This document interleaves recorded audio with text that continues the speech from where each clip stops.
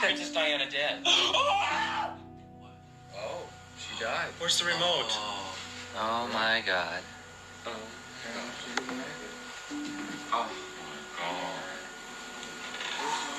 That was the moment a group of friends accidentally recorded the exact second the world learned Princess Diana was dead. In the early hours of August 31st, 1997, Princess Diana and Dottie Fayed left the Ritz Hotel in Paris after being followed by paparazzi. Their driver sped through the city, apparently trying to lose them, and lost control inside the Pont de l'Alma tunnel, slamming directly into a concrete support pillar. The impact killed the driver and Dottie Fayed instantly. Diana was pulled from the wreck alive and rushed to the hospital, where doctors desperately fought for hours to save her. At first, reports said she was only injured, and most people couldn't even fathom the idea that she might actually die. News stations described her condition as serious but stable, and the world waited for updates, not realizing how bad it really was. At 4 a.m., French officials confirmed she had died from massive internal injuries at just 36 years old. The news spread instantly as broadcasts were interrupted, radios were stopped, and millions woke up to headlines announcing the sudden death of the most famous woman on Earth.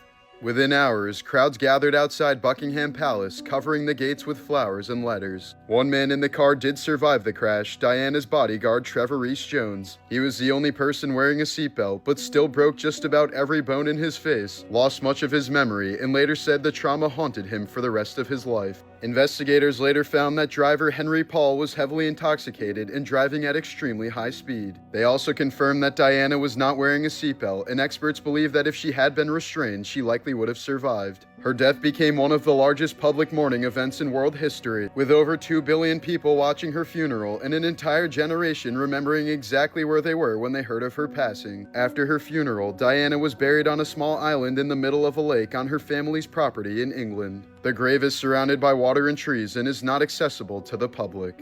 This innocent-looking photo was one of the last selfies taken of Chris Kremers and Lisanne Froon on April 1, 2014, shortly before they vanished while hiking the El Pianista Trail in Panama. The photo was taken near the trail's end, where hikers are supposed to turn back, but for some reason, the two continued deeper into the jungle instead. In the days that followed, Froon's phone was repeatedly powered off and on as emergency calls were attempted. On the night of April 8th, her camera captured over 90 flash photos in total darkness. Among them is a disturbing close-up believed to show the back of Kremers' head with strands of hair lit up by the flash. It's unknown if either woman was alive by the time these photos were taken. Months later, their backpacks and skeletal remains were found scattered along the jungle, and the exact circumstances of their deaths remain unknown. In 2017, Brooke Preston was brutally killed inside her home by her longtime friend and roommate Randy Herman Jr. after he stabbed her 25 times. Herman admitted he carried out the attack, but claimed he was sleepwalking and had no memory of killing her. Investigators found no medical or behavioral evidence to support a sleepwalking episode, and prosecutors argued the number, placement, and force of the wounds showed conscious intent. The sleepwalking defense was ultimately rejected by the jury, who convicted Herman and sentenced him to prison for the rest of his life.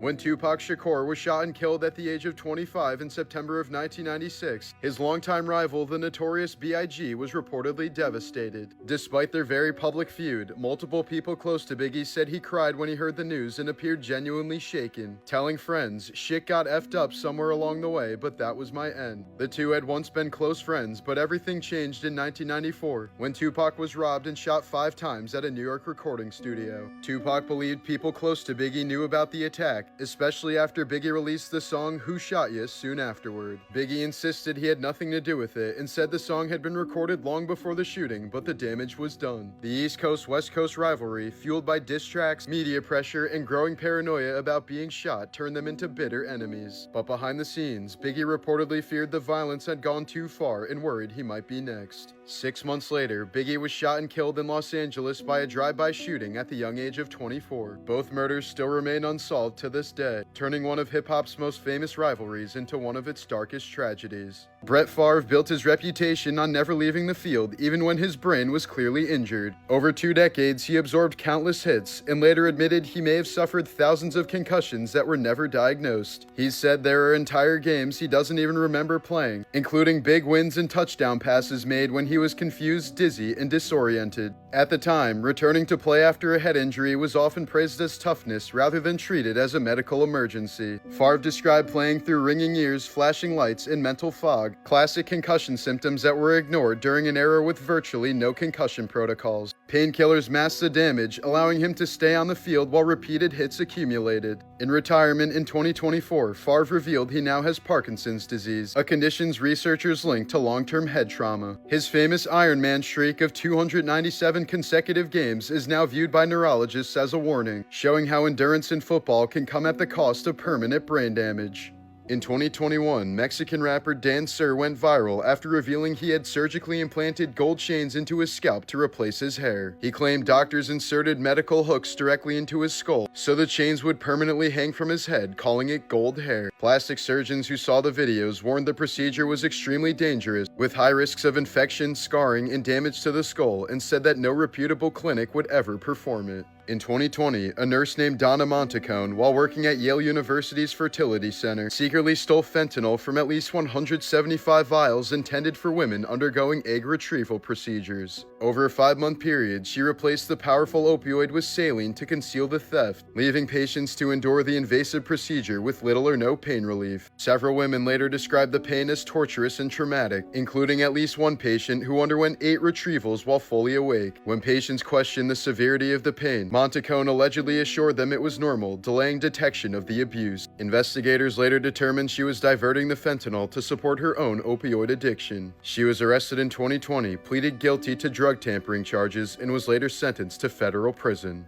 Vern Troyer lived with a rare genetic condition called cartilage hair hypoplasia, which left him just 2 feet 8 inches tall and caused lifelong medical complications. Despite worldwide fame as Mini-Me, he struggled for years with severe depression and alcohol dependency, leading to repeated hospitalizations and psychiatric interventions. In April of 2018, Troyer was hospitalized following a serious health crisis related to alcohol and died shortly after at the age of 48. Authorities later confirmed his passing was intentional, highlighting the long-term toll of his mental health struggles behind the scenes of his public success. In 2022, a 19-year-old woman in Brazil gave birth to twins who were later confirmed by DNA testing to have different fathers. The rare biological phenomenon behind this is called heteropaternal superfecundation, which occurs when 2 eggs released during the same ovulation cycle are fertilized by sperm from different men within a short window of time. Although the twins develop together in the womb and are born at the same time, they're genetically half-siblings. Fewer than a few dozen confirmed cases have been documented worldwide, making it one of the rarest known anomalies in human reproduction. In 2004, 3-year-old Riley Fox was taken from her home while her mother was away at a breast cancer fundraiser. Her father, Kevin Fox, had spent the day with Riley and her 6-year-old brother making posters for their mom. That night, after bringing the children home from their grandmother's house, Kevin let them sleep on the couch because their bed sheets were still in the dryer. When Riley was discovered missing the next morning, Kevin initially believed she had wandered to a neighbor's house and searched the area with his son. But later that day, Riley's body was found several miles away near a park, confirming she'd been raped and killed.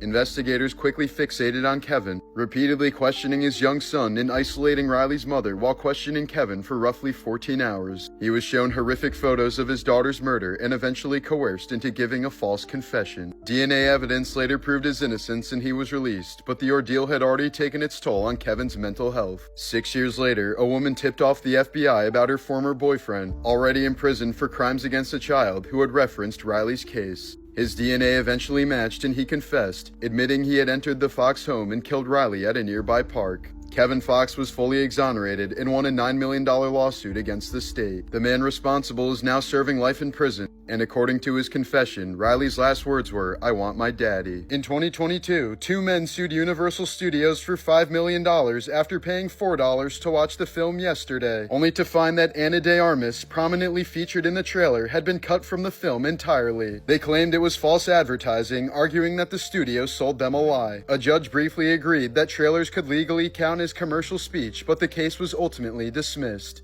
In 2001, a Hooters waitress named Jody Berry won a company contest promising a new Toyota, but when she was blindfolded to receive her prize, her manager handed her a Toyota doll instead. Berry sued for fraud and won, eventually walking away with a real Toyota car. Alan Heckard filed an $832 million lawsuit against Michael Jordan and Nike, claiming he'd suffered years of emotional pain and unwanted attention because people kept mistaking him for the basketball legend. He eventually dropped the case. In 1996, Denise Rossi won $1.3 million in the lottery, then filed for divorce just 11 days later to keep it from her husband. 2 years later, a stray letter exposed her secret. A judge ruled she'd committed fraud by hiding the winnings and ordered a brutal punishment. She had to give her ex-husband every penny of the $1.3 million she tried to run away with.